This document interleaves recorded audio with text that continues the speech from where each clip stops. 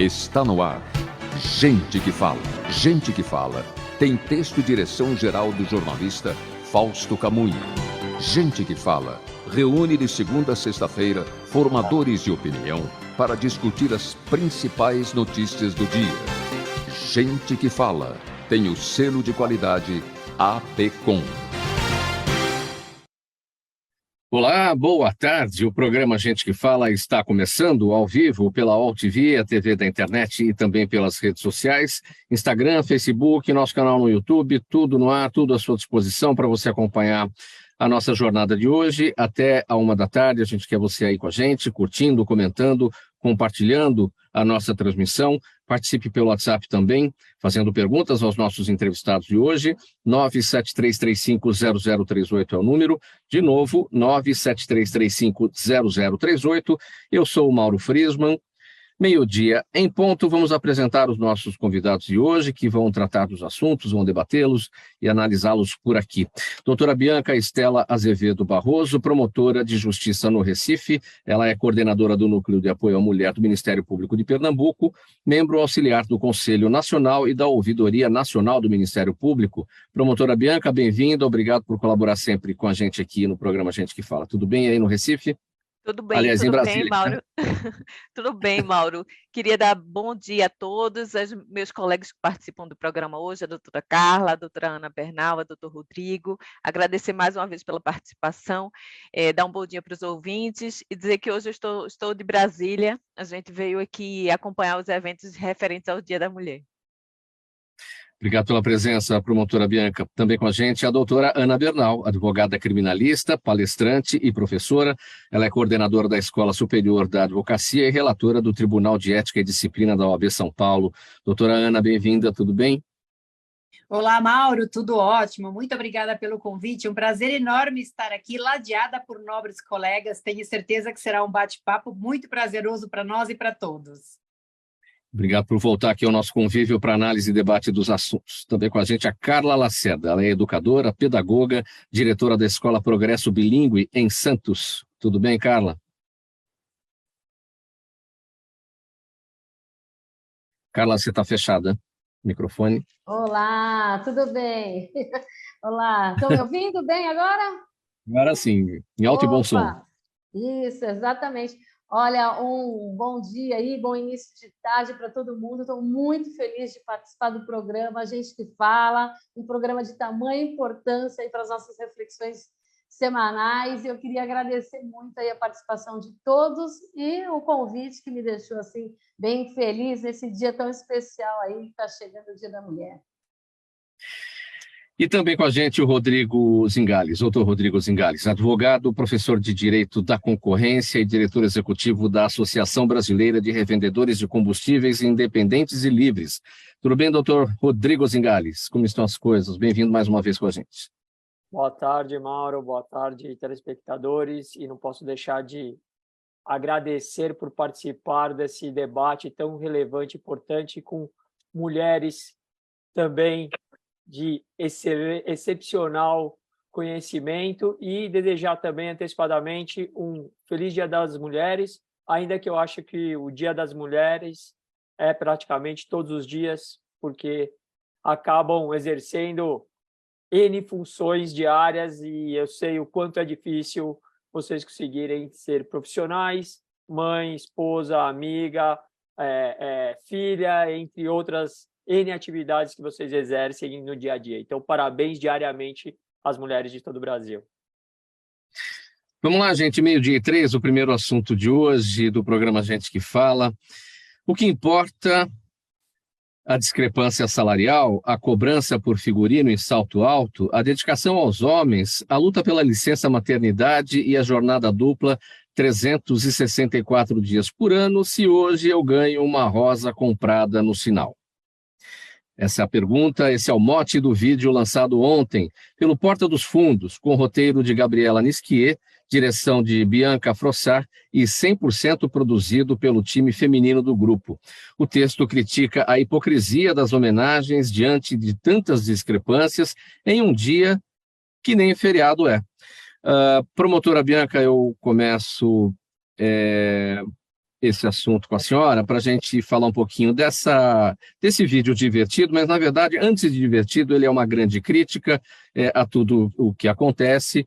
E, para quem não sabe ainda do que se trata esse vídeo, produzido pela Porta dos Fundos, o ambiente é um escritório, e ali tem um chefe, um ajudante de ordens, alguma coisa assim, que sai distribuindo flores para as mulheres do escritório no Dia Internacional da Mulher, né? E tem a Larissa, que é uma das funcionárias, ela contracena ali com o chefe, sei lá, o colega de trabalho dela, fazendo as suas críticas e se mostrando ali, ironicamente, sarcasticamente feliz com aquela rosa que ela recebe. Como é que dá para avaliar esse trabalho diante disso que a gente observa, essa hipocrisia das homenagens, né, diante de tanta necessidade que a gente tem em relação às mulheres, nessas discrepâncias que a gente vê no dia a dia?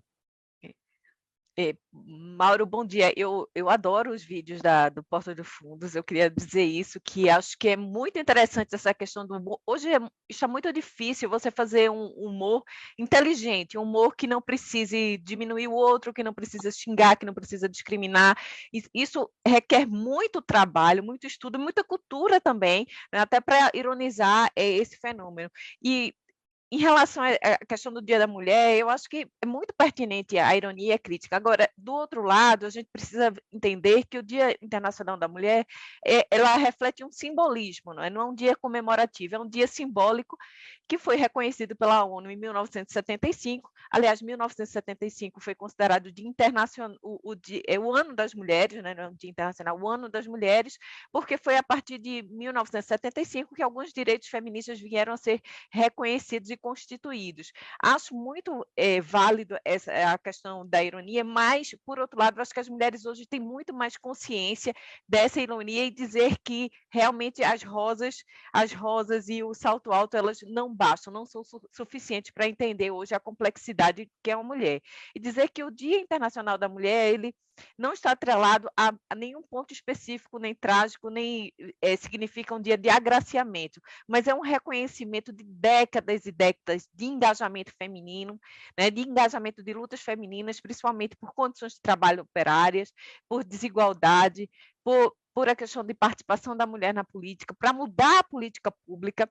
Então, a gente hoje utiliza o março inteiro, o março das mulheres, exatamente para a gente reafirmar direito, porque, infelizmente, o fenômeno de desigualdade entre homens e mulheres é um fenômeno mundial, né? Apesar da população mundial ser 50% feminina, mas a gente precisa partir do pressuposto desse reconhecimento que realmente, historicamente, mundialmente, existe uma construção de desigualdade das mulheres, né, em relação ao ambiente público, em relação à atividade de divisão sexual do trabalho. Então, é sobre isso que a gente fala nesse Março das Mulheres, e principalmente que a gente também sofreu uma onda de conservadorismo que não reflete hoje o que a mulher, da forma como a mulher se posta. Independente de ideologia ou não, eu acho que existiu esse movimento, né, buscando o lugar da mulher, então voltando ao lugar da mulher, e não tem muito a ver, embora se levante muitas bandeiras religiosas, ideológicas, tem muito mais a ver com estratégia de manutenção de status quo do que realmente uma questão de proteção de conservadorismo da família, da religião, porque nenhuma mulher, mesmo feminista que seja, ela vai ser contra a família e ela vai ser contra a religião, né? Cada um tem sua fé e a gente precisa compreender e diversificar.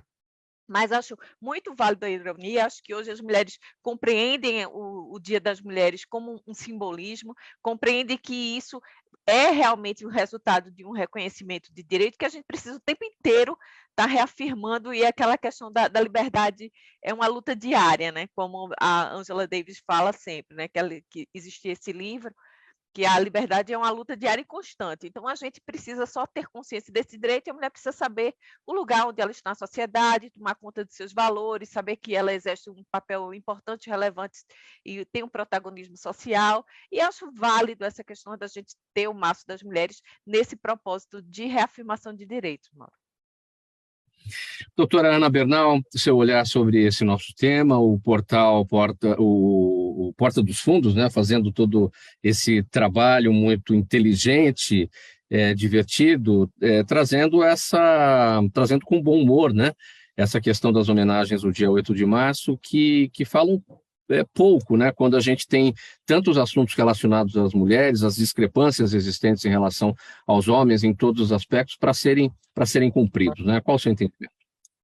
Olha, Mauro, eu concordo com a minha nobre colega que antecedeu a fala, que de fato é bem-humorado e é bem entendido pelas mulheres que já têm um nível de entendimento, mas nós ainda temos muita diversidade no Brasil, e o fato desse dia ser não é comemorativo, como muito bem falou, ele nos chama para uma reflexão. Então, o tema de hoje, e esse pontualmente é uma reflexão histórica, para entendermos do que é que estamos falando, porque realmente a mulher, durante muitos anos, ela ficou submissa, subordinada, ali aonde prevalecia o domínio do homem sobre a mulher, e a mulher sequer tinha direito, ela sequer era computada, por exemplo, nos censos demográficos, sem vontade, sem direitos civis, sem direitos políticos respeitados, e ela se manteve assim por várias gerações, num estado de total dependência e total subordinação. Então, eu sonho com o dia que nós não precisamos mais ter esse dia simbólico, que realmente, como a colega falou, é simbólico, ele não é comemorativo, ao contrário de que muitas pessoas ainda insistem em falar. Claro que ainda temos muita coisa para conquistar, temos também muitas lutas de mulheres que nos antecederam e, de fato, chegamos até onde estamos hoje, mas esse simbolismo, por exemplo, de um homem que destrata a mulher, desrespeita a mulher, e pegando o vídeo, que está muito bem feito, eu já tive a oportunidade de assistir. Então, quando essa mulher no ambiente de trabalho, ela não é respeitada como ser humano que ela não tem o mesmo salário equiparado a um homem que ocupa o mesmo cargo, ela é desprezada, sofre preconceito por ser mulher. E no dia 8 de março, essa mulher é agraciada com uma flor. É óbvio que isso é uma hipocrisia, porque a mulher tem que ter os seus direitos respeitados diariamente. Por quê? Porque ela é um ser humano. Qualquer mulher, independente de raça, de cor, de qualquer outra questão, ela tem direito a ter a igualdade de gêneros que a lei já nos assegurou, a Constituição de 88, ratificada no Código Civil 2002. Entretanto, entre a lei e a vida ainda existe o abismo. E cabe a nós todos, homens e mulheres, diminuirmos esse abismo. De que forma? Respeitando e dando à mulher a mesma equidade de oportunidades que os homens já têm. Carla Lacerda, qual é a reflexão, qual é a mensagem trazida por esse vídeo do Porta dos Fundos? Nossa, foi uma delícia poder assistir esse vídeo, né? No primeiro momento veio na minha cabeça a frase de Milo Fernandes, quando ele coloca para a gente que o homem é o único animal que ri, e rindo ele mostra verdadeiramente o animal que ele é, né? E aí faz essa volta na nossa cabeça, né? De um pensamento crítico de quem nós somos e o que estamos fazendo na nossa sociedade, né? E aí também, como sou palhaça, também trabalho na área do riso, eu tenho certeza de que o riso ele é o melhor caminho, o caminho mais eficaz para que a gente se encontre com aquilo que é nosso verdadeiramente, né? E aí, quando eu vejo o vídeo, eu vou pegando alguns pontos que eu achei muito interessante, porque mostra a intencionalidade quando ele entrega a flor, né? Essa intencionalidade perdida ali de colocar a mulher naquele lugar da fragilidade, de ser qualquer dia, qualquer momento, qualquer coisa, né? Cumprindo com o protocolo dele. E aí ele entrega aquela flor, aquele monte de flor, sem nenhuma personificação, sabe? Não tem um cuidado individual, porque ele fala até ali, né? Eu trouxe para todas, ele ainda tem uma parada cênica para falar ali, todas, que seria para qualquer uma, né? O lugar da fragilidade, que o vídeo mostra muito, e é toda a mulher na visão do homem. Mas o vídeo traz uma virada incrível quando ele coloca na voz da mulher, que é da personagem, né? Coloca na boca da mulher, dessa personagem, o grito que a gente precisa dar, né? Que vem através do riso, da ironia também. Ele traz um conceito maravilhoso de sororidade, quando elas se juntam, né, para cantar, através do canto da resposta. E aí está aí a dança, o canto, a arte anunciando essa virada das mulheres, né? E aquilo, o porvir. né? E aí é legal que no final do vídeo você ainda vê lá, né? Ele fala de histeria, coloca a mulher no lugar da louca, né? O limpa aqui, né? Mas não tem como, porque o vídeo traz brilhantemente aí a arte anunciando essa virada, e aí no final ainda aparece a cara dele lá, né? De tipo, não estou entendendo. E esse é o que acontece na sociedade, né? Ainda não se entende muitas das nossas lutas. E aí eu tenho que me remeter a Pagu, Patrícia Galvão, a musa do movimento modernista, quando ela traz para a gente aquela frase, né? Esse crime, o crime sagrado de ser divergente, nós os cometeremos sempre. E é isso que a Porta dos Fundos traz para a gente, né? Para refletir que essa data, ela é, sim, um momento de sermos divergentes, de dar o grito coletivo, né? A intencionalidade desta data, como as colegas bem colocaram aqui. Então, nós temos que trocar essa simbologia da rosa, porque o problema não está na rosa, mas na intencionalidade de dar aquela rosa, né? Trocar essa fragilidade pela fortaleza, o carmim da rosa pelo sangue, pela energia vital que é só da mulher, né? E aí é um convite que eu faço junto à Pagu e a todas essas mulheres, que é um momento, o Dia das Mulheres, de desabotoar a gola, de gritar pela liberdade, né? E principalmente é o dia de Biancar, de Anar, é o dia de Paguzar, é o dia de Carlá, de Sheilá, de Julá, de mulherar, né? É o dia de mulherar. E quando a gente diz que é o dia de mulherar, é o dia de gritar que, ó, nós estamos aqui, atentas e fortes. Carla, eu queria te explorar um pouquinho mais, porque você destacou que você é artista, é palhaça, é do riso, a dificuldade de trazer, a partir do bom humor, a seriedade desse tema, porque é tudo na brincadeira, e a brincadeira, às vezes, ela tem uma conotação errada. Quando a brincadeira é de mau gosto, né, a coisa fica enviesada, ela entra ruim, não desce na garganta. Mas não é uma brincadeira de mau gosto, é uma brincadeira muito inteligente, muito bem sacada, né? É difícil de fazer isso. Muito difícil. É muito difícil porque perpassa pelo ser humano, né? Perpassa por nós. É como é que a gente está no mundo, como é que a gente enxerga esse mundo, como é que a gente fala com o outro que está nesse mundo. Então, como a gente tem muitas coisas a construir ainda de maneira individualizada para trocar com esse coletivo, aí as piadas vêm em uma fragilidade de intencionalidade que carrega para o deboche, num sentido de desumanização. Quando o Porta de Fundo traz isso, ele traz a gente para uma reflexão crítica. Essa é a diferença. Quando a arte está pautada, principalmente a comicidade, pautada na reflexão crítica do pensamento, no comprometimento com o social, porque, né, o teatro começou aí, né, a arte vem satirizando para mostrar efetivamente aquilo que não poderia ser mostrado. Então, é isso, é o cuidado que precisa perpassar por todas essas individualidades no mundo que gira rapidamente hoje, né?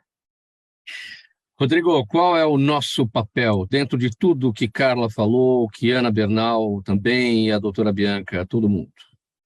Mauro, eu posso falar como filho e pai de uma menina. Eu acho que o nosso papel, antes de mais nada, é entender que nós viemos necessariamente de uma mulher, fomos criados por uma mulher.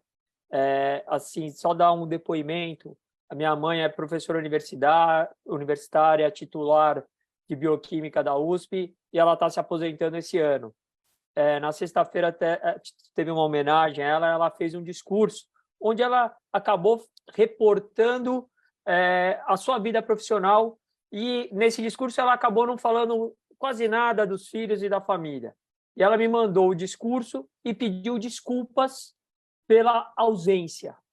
E eu respondi a ela: mãe, você chegou na sua carreira, assim, nós temos muito orgulho de onde você chegou na sua carreira e do equilíbrio de pratos que você teve que fazer para compatibilizar a função de mãe, pesquisadora, professora, filha, esposa e amiga. Eu acho que nós, homens, temos que entender que não é porque a nossa sociedade diz que a mulher tem o papel X e o homem tem o papel Y, até porque eu defendo em casa que os papéis são os mesmos, seja como profissional, seja como pai, seja como irmão, seja como filho, etc. Mas eu acho o seguinte, infelizmente, a mulher, às vezes, ela acaba se sentindo culpada por ter que fazer todos esses papéis, e isso nós, homens, temos que entender e ajudá-las a superar essas, entre aspas, culpas, porque elas são guerreiras, e sem elas, os filhos não seriam o que eles são. Então, a importância de o homem, filho, respeitar toda e qualquer mulher é fundamental, e isso tem que ser feito em casa. Então, eu tenho também um filho, e eu digo, filho, numa mulher não se bate nem com uma flor. Uma mulher você tem que respeitar e tratar aqui. Você tem uma irmã, você tem uma mãe. Não faça com os outros que você não gostaria que fizesse com você. E para minha filha eu digo, filha, você vai ter que a cada dia ser uma lutadora, porque você vai ter 250 mil funções e você não pode se culpar em querer ser 100% tudo. Seja 80% para você ser feliz. Então, acho que esse é o ponto. Nós, como homens, temos que educar os nossos filhos para que respeitem as mulheres diariamente. E que mulher é mais do que um homem. Não digo nem igual. Por quê? Porque elas necessariamente elas acabam assumindo para si um papel maior, principalmente como mãe. Então, acho que esse é um ponto que eu queria deixar aqui consignado e, de novo, parabenizar todas as mulheres que devem ser respeitadas diariamente. E mais do que isso, né, Rodrigo, me permita complementar, eu tenho certeza que você diz isso para sua filha. Quantos anos ela tem? Ela está com 8 anos e ela manda na casa, acreditem. Eu tenho certeza que você já diz para ela, desde já, que o lugar dela é o lugar onde ela quiser estar, onde ela quiser alcançar. Eu tenho dito isso para minha filha também desde cedo, hoje ela tem 15, e é esse o recado mais importante que a gente tem que dar, desde a mais tenra idade, para as nossas mulheres. 12h21, pessoal, vamos para o nosso próximo assunto. Doutora Ana Bernal, apesar da popularização dos debates sobre a igualdade de gêneros, o feminino e o combate ao machismo, ainda é comum ler e ouvir relatos sobre desigualdades salariais, violência sexual, feminicídio, assédio, baixa representatividade política. Hoje as mulheres estão na política, na ciência, na economia, são empreendedoras, juízas e doutoras, estão por toda parte lutando por seus direitos. Doutora Ana, por que então é preciso lutar tanto por algo tão óbvio? Pois é, Mauro, não precisaríamos, apesar da nossa Constituição já ter nos dado direitos iguais, ratificado lá em 2002, que tornou, inclusive, a administração da família permitida à mulher, que até então, mesmo a Constituição dizendo que éramos iguais, a nossa legislação continuou de uma forma discriminadora com o patriarcado. O que acontece hoje no mercado de trabalho, uma mulher, quando vai para uma entrevista com as mesmas capacidades que um homem, e se ela concorrer a uma vaga com um homem, normalmente nós vemos esse homem sendo contratado e não essa mulher. Por quê? Preconceito. Muitas empresas têm uma filosofia de que essa mulher vai se afastar para futuramente ser mãe, e todas as outras retóricas, então, ela tem dificuldade em ingressar no mercado de trabalho, tem dificuldade em se manter lá, a mulher sofre assédio moral e sexual, muito mais do que o homem, aliás, poucos homens sofrem, assédio sexual, nomeadamente, quando os homens o sofrem, é praticado por outros homens. Então, aí acho que fala muito da nossa criação e do nosso patriarcado e do ranço machista que nós criamos e que ele se perpetua, inclusive, no mercado de trabalho, aí, quando as mulheres vão disputá-lo.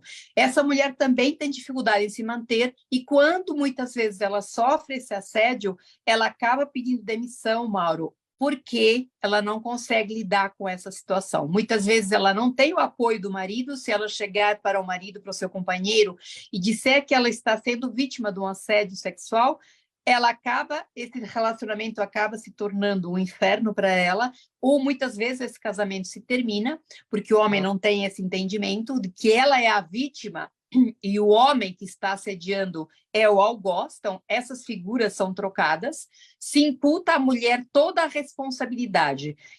Para ela se manter no mercado de trabalho, ela precisa ser inteligente, ela precisa cumprir todas as tarefas, ela precisa ser bonita, ela precisa ser boa mãe, boa profissional.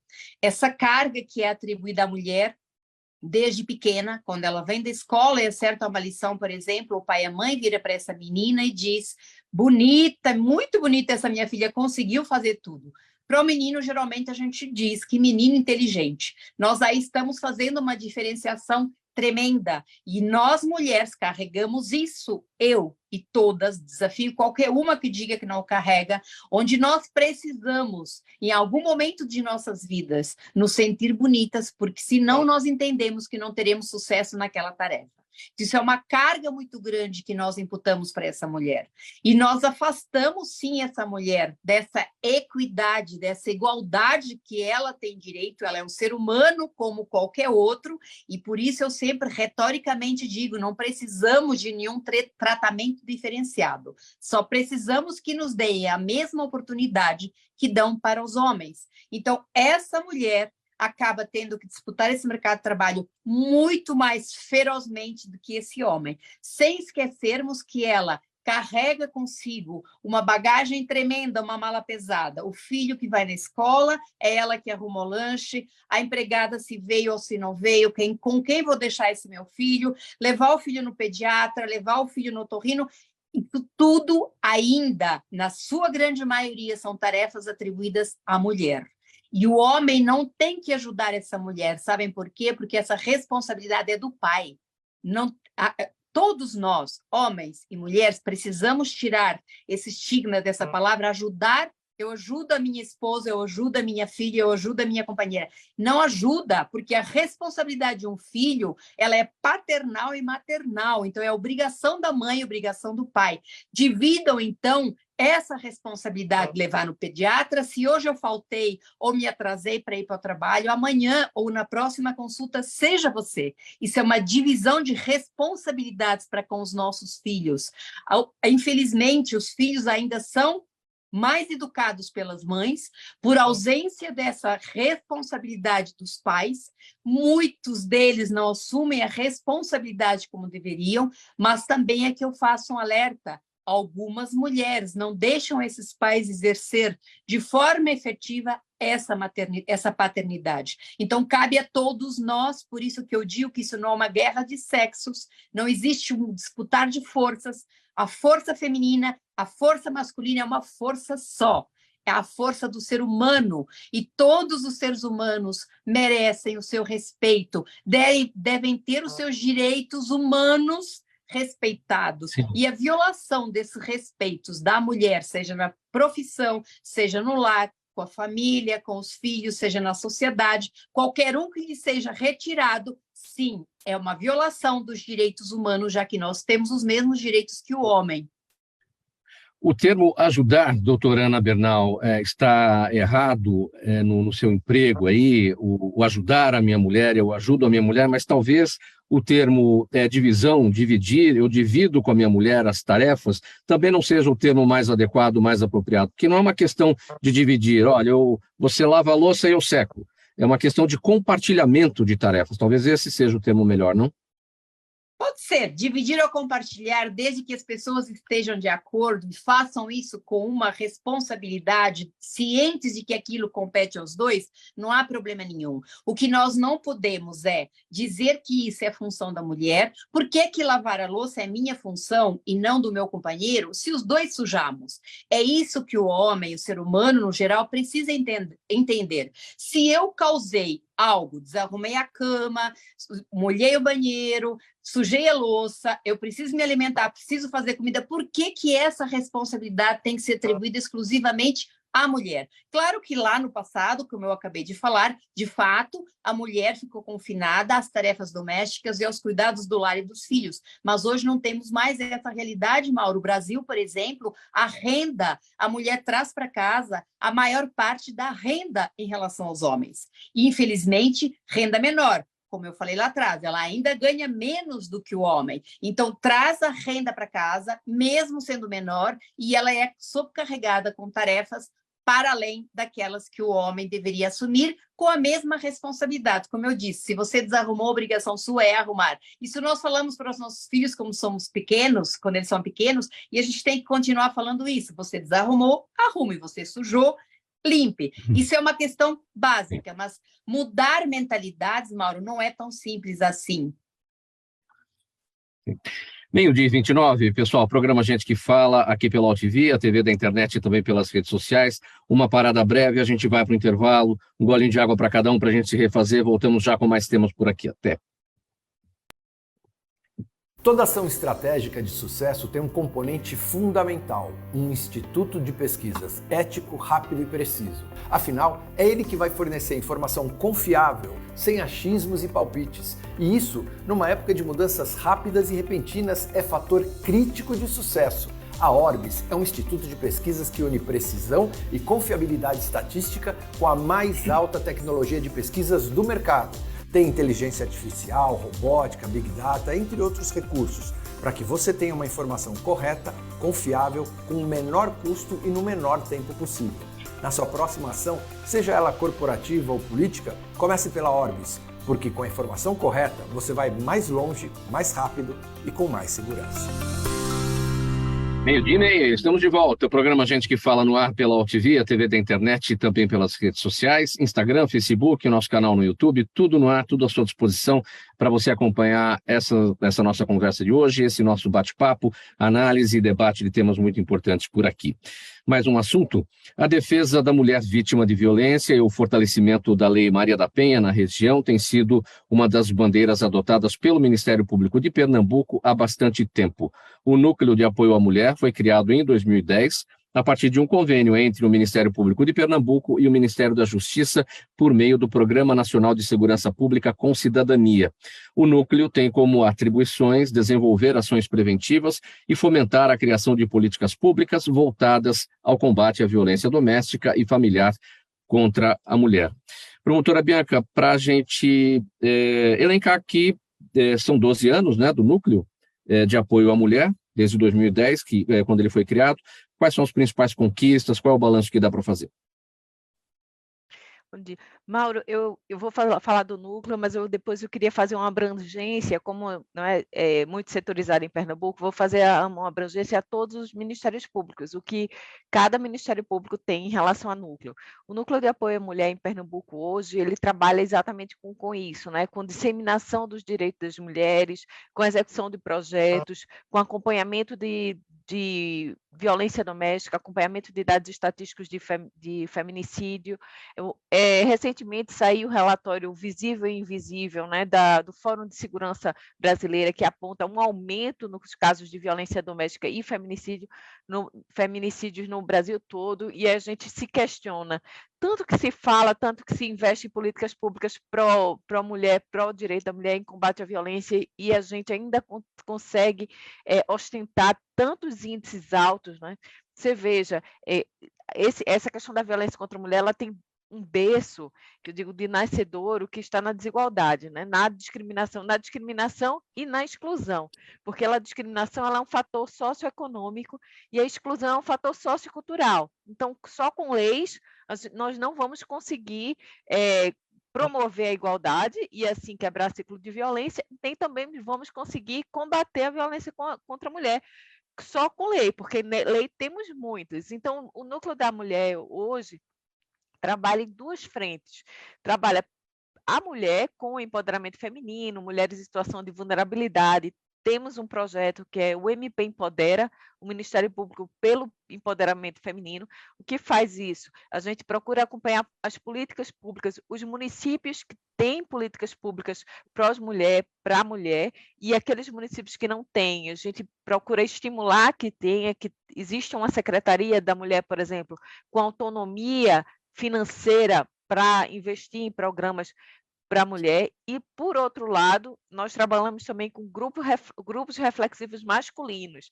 Isso eu enfrentei há 2 anos atrás, quando eu comecei o grupo, essa questão de você falar da masculinidade dentro da ambiência da mulher, né? Às vezes a secretaria diz assim, olha, a gente trabalha com mulher, não vamos gastar a nossa energia para trabalhar o masculino.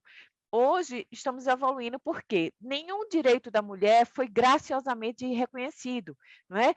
A questão dos direitos civis e políticos não aconteceram assim, os homens agora decidiram, né? Sempre veio pelas vozes dos homens. Os homens agora decidiram reconhecer que as mulheres realmente são muito importantes e elas precisam sair do ambiente privado e agora a gente vai dar um espaço público. Isso não existe, isso não aconteceu. Então, assim, se a questão de trabalhar a masculinidade tóxica, a masculinidade agressora, a masculinidade da misoginia, a masculinidade que é superior, se não conseguimos trabalhar isso a partir do movimento feminista, um movimento que pressiona as outras instituições a abarcar, a gente vai sempre estar enxugando gelo, ou seja, a gente vai estar sempre investindo políticas públicas, recursos públicos, sempre em prol da mulher, do acolhimento da mulher,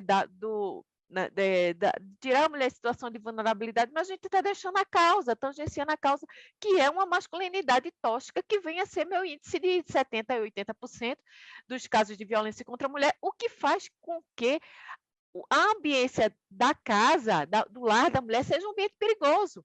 Hoje, o relatório do Fórum de Segurança Pública nos diz que o Brasil é um lugar perigoso para a mulher viver. E o lugar mais perigoso para a mulher viver é dentro da sua casa, né? Que é o lugar de mais afetividade, mais proteção que a mulher tem. Então, hoje é perigoso para a mulher viver no Brasil e viver dentro da sua casa é ainda pior. É uma contradição muito maluca de se explicar. Mas é assim. E se a gente fizer o recorte da mulher negra, se a gente tem uma queda de índice de feminicídio, quem morre menos é a mulher branca. A mulher negra, ela sempre vai morrer mais. A mulher negra sofre o processo da femininização da pobreza maior. Então, a gente precisa trazer o recorte de raça ainda dentro da defesa da mulher. E aí, o Núcleo de Apoio à Mulher hoje trabalha com essas duas frentes. Trabalha a mulher, né? E aí com um propósito muito mais de empoderamento positivo, porque se eu levar um projeto que fale sobre grupos de mulheres vítimas de violência, a gente rotula e a gente afasta a mulherada. A mulherada não quer ter esse rótulo, quer ser mais propositivo, até porque a violência, a gente precisa trabalhar em ressignificação, ela vira aquela página e a vida dela precisa seguir de uma forma mais propositiva, então a gente trabalha com empoderamento feminino, sem essa tarja, né, esse rótulo de vítimas de violência, muito bem sabendo que a gente pretende quebrar ciclos de violência e trabalha o masculino e grupos reflexivos.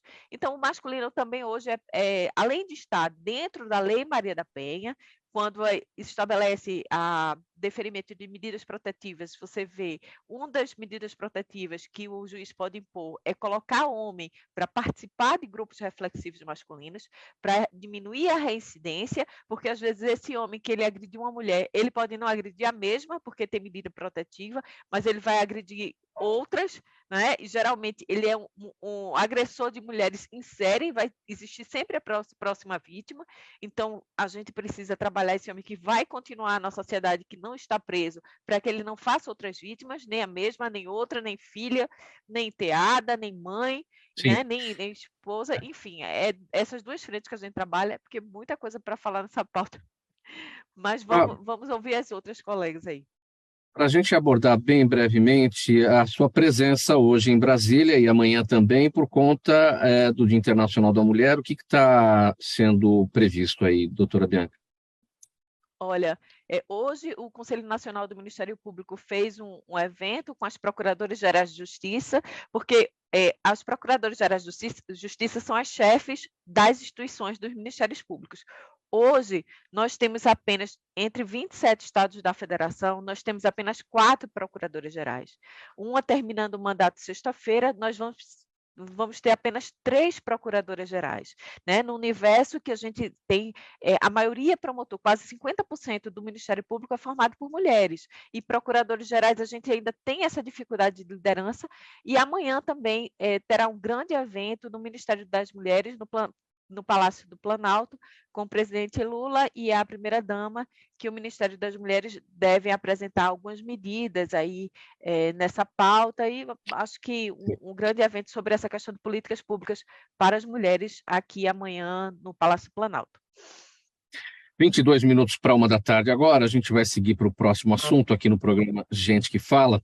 A pesquisa Future of Jobs, divulgada pelo Fórum Econômico Mundial, mostra que pensamento crítico, resolução de problemas, gestão de pessoas e criatividade são atributos profissionais fundamentais que precisam ser construídos desde cedo. Assim, a educação atual precisa ir muito além do padrão, adotando questões como competência digital, capacidades sociais, consciência cultural e empreendedorismo no cotidiano dos alunos, transformando o ensino numa formação integral. Muito se fala sobre a necessidade de uma nova educação, como eu destaquei aqui, que vá além dos padrões, não é, Carla? Que nova educação é essa? Quais são as tendências?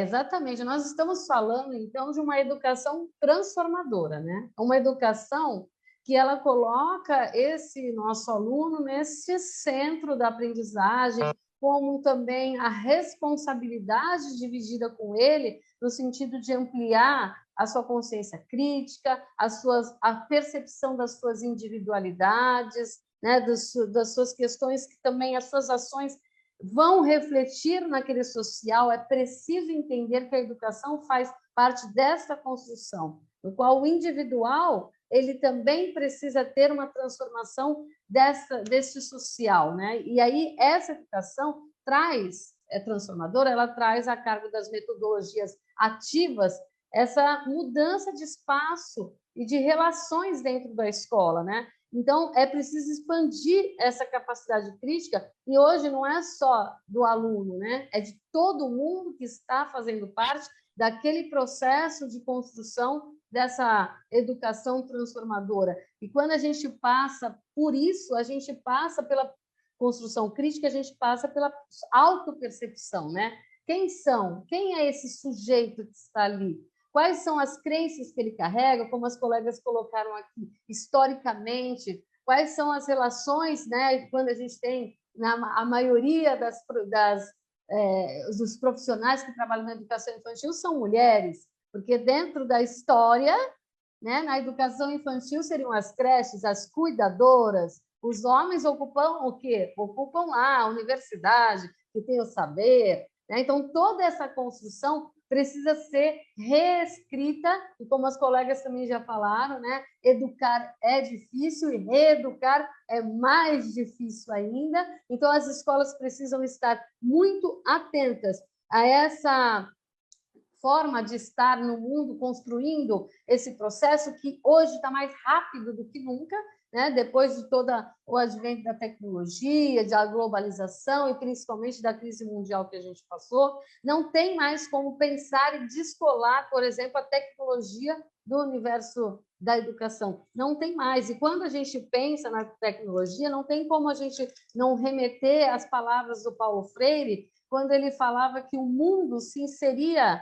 na escola através das tecnologias, né? E assim a escola alcançava o mundo. Então, imagina hoje a velocidade que está a escola alcançar esse mundo. É preciso que ela esteja, sim, preparada para entender a tecnologia, mas entender a tecnologia nas suas diversas dimensões, né? Ela tem que entender a tecnologia digital no sentido de usar softwares, da comunicação, das redes, parte técnica. É preciso entender também o pensamento computacional, que são os padrões, que são os algoritmos. Quer dizer, algoritmo tem um monte de situação, né? É preciso entender principalmente a cultura digital, que aí perpassa muito por nós, pela individualidade desse estudante. E a escola tem que estar olhando aí pelo letramento digital, né? Como é que eu leio e escrevo o mundo e me comunico com este mundo hoje, né? Então, a cidadania digital, acho que é um dos maiores desafios que a escola está precisando enfrentar, porque a sociedade está enfrentando, né? E essa questão também que vem através do bilinguismo, né? Todas as escolas são bilíngues, e qual é a moda? Mas não é uma questão de moda, né? Com a globalização, é óbvio que eu tenho, às vezes, fontes de informações que estão em outras línguas, e que eu tenho hoje como dialogar e fazer uma pesquisa com alguém que está fora do meu país e que pode estar vivendo, correlacionando essa questão cultural, né, a percepção da cultura. Agora, então, pode falar.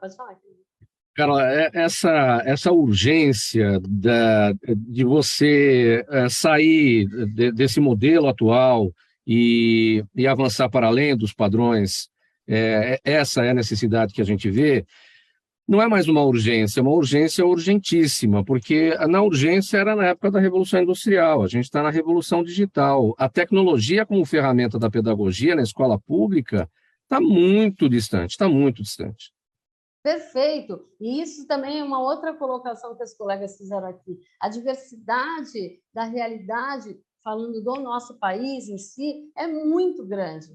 Então, tem as escolas públicas, nós temos, para além das escolas públicas, né, que são aquelas crianças que nem lá chegam ainda, a tecnologia diante de tudo isso, né, como é que elas chegaram na escola. É claro, eu sou diretora de uma escola em que a tecnologia já estava fazendo parte do ensino. Não foi por conta da pandemia que ela se instaurou, mas até hoje a educação está sofrendo com esse processo de desigualdade. Eu acho que é isso, perpassa por tantas outras questões, onde a gente tem que entender que a educação precisa sair do lugar da ingenuidade, sabe? E passar para a intencionalidade. Eu acho que é esse o entendimento, que aí sim, todas essas divergências elas vão ser trabalhadas verdadeiramente, sabe? Tem que desencavar tudo isso e olhar com isso com responsabilidade.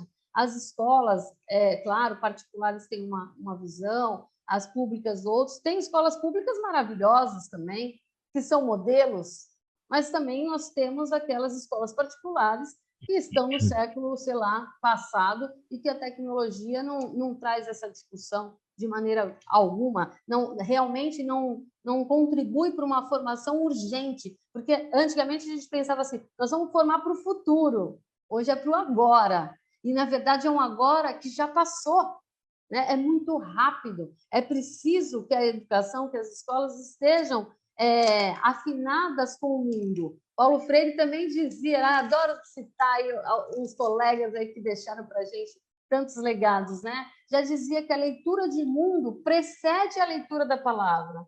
Então, se eu não sei quem eu sou, como eu estou no mundo, então eu não consigo entender a palavra escrita ou a palavra falada. E é por isso que, historicamente, a gente acreditou em muitas coisas e reproduz hoje questões machistas, questões, em infinitos pontos. Então, a escola precisa estar atenta a essas questões para olhar na individualidade daquele aluno, prepará-lo, entender quais são os interesses dele, o que eles querem. Será que o único caminho hoje é preparar para a entrada na universidade?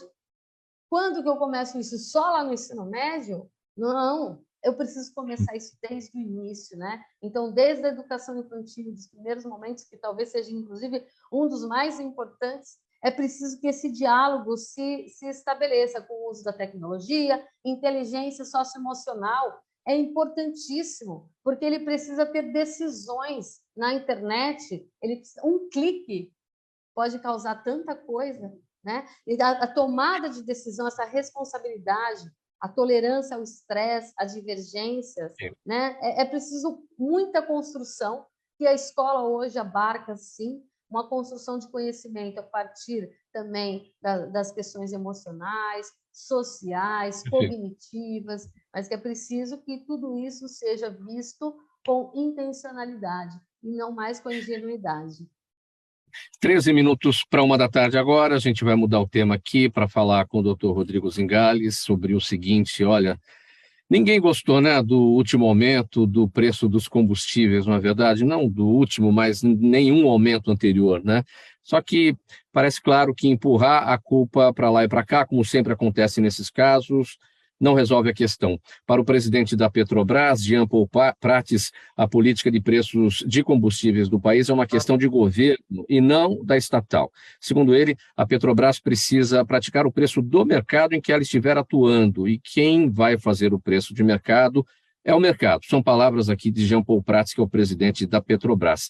Onde é que a gente está inserido nisso, né, doutor Rodrigo Zingales? É que todo mundo reclama dessa questão de paridade internacional do preço dos nossos combustíveis aqui, essa paridade conhecida como PPI.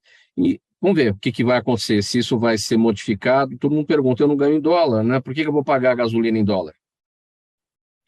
Eu acho que eu tenho uma concordância com o que o presidente da Petrobras atual diz, que realmente, acho que o combustível hoje é muito mais uma política de Estado do que propriamente de uma companhia ou de outra. Mas essa política de Estado, ela deve vir não pensando no momento hoje, mas no momento de médio e longo prazo. Então, acho que, em primeiro lugar, a gente precisa entender o seguinte: qual vai ser a matriz energética do Brasil daqui a 10 anos? Vai continuar sendo petróleo ou vai ter uma matriz de energia limpa? Ou vão ser os dois trabalhando concomitantemente? Então, por exemplo, se eu quero uma energia limpa, hoje o Brasil, ele, fora a questão eólica, fora a questão hidrelétrica, fora a questão de fotovoltaica, etc., a gente tem um combustível nosso, nacional, etanol. Então, por que não voltar os incentivos, como houve lá atrás com o Proálcool, para geração ou para o aumento da produção do etanol no nosso país? E aí não o etanol anidro que vai na mistura da gasolina, mas o etanol hidratado que já vai direto nos automóveis. Então, esse é um ponto. Claro, energia elétrica, né? Ou seja, automóveis, caminhões, ônibus movidos a energia elétrica também é uma alternativa. Mas aí, de novo, eu preciso ter energia elétrica limpa, energia elétrica que realmente seja compatível com a nova vertente aí mundial do meio ambiente, mas também seja economicamente eficiente. Então, esse é um ponto que também precisa ser colocado. Agora, a questão, quando o presidente da Petrobras ele fala em preço de mercado, aí eu tenho algumas críticas a se fazer. Quando eu falo de preço de mercado, eu tenho que entender o que é o mercado, quais são os agentes que estão no mercado, e aí eu vou para o tema que existe uma livre iniciativa, existe uma livre concorrência ou existe um monopólio, um duopólio, um oligopólio? Então, o ponto quando a gente olha hoje especificamente para gasolina e diesel, então, na parte de refino, que é o que a gente fala da oferta primária, eu tenho um monopólio claro. Então, a Petrobras hoje ela é responsável por quase 98% da produção local de diesel e gasolina. Ela é hoje responsável entre 75% e 80% de toda a oferta desses combustíveis no mercado interno, ou seja, ela é quem determina o preço de mercado, que seria o preço, nesse caso, de monopólio. Quando eu olho para o elo da distribuição, a despeito de haver no Brasil instaladas mais de 140 distribuidoras, de fato, 3 distribuidoras mandam no nosso país. Essas 3 distribuidoras, elas hoje têm contrato de exclusividade com quase 50% dos 42 mil postos. Essas 3 distribuidoras, elas representam em torno de 65% da oferta total de combustível em nível nacional, e se a gente for em nível estadual, essas 3 acabam, muitas vezes, representando mais de 90% da oferta. Ou seja, essas 3 grandes distribuidoras, elas, por questões estruturais, por questões de políticas de governo que deixaram haver uma concentração nesse elo da cadeia, elas também acabam tendo poder para determinar o preço. Então, eu não tenho um preço de mercado, como eu tenho, por exemplo, do pãozinho na padaria. Eu tenho ali 3 empresas que determinam os preços que são vendidos, os combustíveis são vendidos para os postos. Já em relação aos mercados da revenda, aí é o que eu costumo dizer. A gente tem ali mercados, na maioria das cidades, um mercado altamente competitivo. Então, praticamente em toda a esquina, eu tenho um posto de gasolina. E aí, o que acontece? O consumidor, ele consegue, no posto, ver qual é o preço do posto 1, do posto 2, do posto 3, e consegue escolher onde comprar. O caso do posto, por causa de contratos de exclusividade, por exemplo, ele acaba sendo obrigado a comprar de uma única distribuidora. Essa única distribuidora, ela não divulga os preços que ela pratica no mercado. Então, ela discrimina preços, o que acaba gerando que um determinado posto acaba pagando mais caro do que outro posto. E esse contexto todo tem que ser levado em consideração pelo Estado, pelo governo, e criar medidas para realmente eu garantir um preço de mercado competitivo, e não de monopólios ou oligopólios. Só assim eu vou conseguir ter, digamos assim, uma menor oscilação em aumentos e reduções de preço, eu vou ter a possibilidade de o Brasil ter realmente os combustíveis mais baratos. E aí, só para finalizar essa minha fala, o que acontece é o seguinte: hoje a Petrobras ela gasta em torno de, o custo dela é em torno de $35 o barril para a produção de gasolina e diesel, para o refino de gasolina e diesel. E ela tem vendido no mercado interno local em torno de $80 o barril. Ou seja, a margem dela é gigantesca. Ela hoje teria espaço para diminuir essa margem e poder trazer produtos mais baratos para o consumidor. Mas não adianta nada a Petrobras abaixar o preço e as distribuidoras que hoje são responsáveis por repassar o combustível para os postos não repassarem as reduções de preço. No último, sempre que há uma redução de preço, vou dar um exemplo de 10 centavos, as distribuidoras repassam para o posto nem metade dessa redução. Então, os postos acabam tendo que aumentar o seu preço ou não repassar a integralidade. E quando aumento, as distribuidoras aproveitam para repassar com 5, 10, 15, 20 centavos a mais. Então, isso tem que estar ciente, o governo tem que estar ciente que é isso que acontece no mercado, e o governo tem que adotar medidas para combater esses abusos e para propiciar que realmente a gente tenha um mercado mais livre e competitivo no país, o que a gente, infelizmente, não tem no elo do refino e no elo da distribuição. Gente, 5 minutos para 1 da tarde, o tempo muito corrido, muito em cima aqui. Perguntas da nossa audiência, eu vou pedir brevidade para todo mundo, porque tem uma pergunta para cada um e a gente precisa cumprir aqui, tá? Rodrigo, vou aproveitar que você está falando, e o Jaime do Jardim Bonfilholi, obrigado, Jaime, aqui pela participação, ele quer saber quais são as atuais reivindicações da AbriLivre. Você é diretor executivo da AbriLivre, que é a Associação Brasileira de Revendedores de Combustíveis Independentes e Livres. Então vamos lá, no elo do refino. A gente acha que é fundamental que a Petrobras reveja sua política de preços baseada em custos de produção e custos de importação. Então esse é o primeiro ponto. No caso do elo da distribuição, o que a gente reivindica é que haja o maior compartilhamento das bases de distribuição para que haja maiores distribuidoras e que essas distribuidoras possam efetivamente competir no mercado oferecendo preços mais baixos. Também ainda no elo da distribuição, que haja uma regulamentação dos contratos de exclusividade para evitar os abusos e discriminações de preço. E no elo, aí, em todo o elo, maior transparência nas políticas de preços e descontos da Petrobras, das distribuidoras e dos postos. Eu acho que esses são, resumidamente, os nossos desafios e as nossas reivindicações. Carla Lacerda, a Daniela Neves quer saber o seguinte, qual é a principal matéria que ainda não está na grade curricular, mas tende a integrá-la muito em breve? Olha, primeiro eu gostaria de agradecer aí a pergunta, mas pensar que assim, vai para além da matéria. Quando a gente fala matéria, a gente entende como conteúdo, né? E aí tem que ir para além disso. Agora, a gente tem que pensar como uma unidade curricular, outras ações que vão levar a gente a trabalhar habilidades, competências, e aí sim, ter habilidades e competências para buscar a informação, que eram os chamados conteúdos, para que o nosso estudante possa ser o quê? Autoral na resposta dele.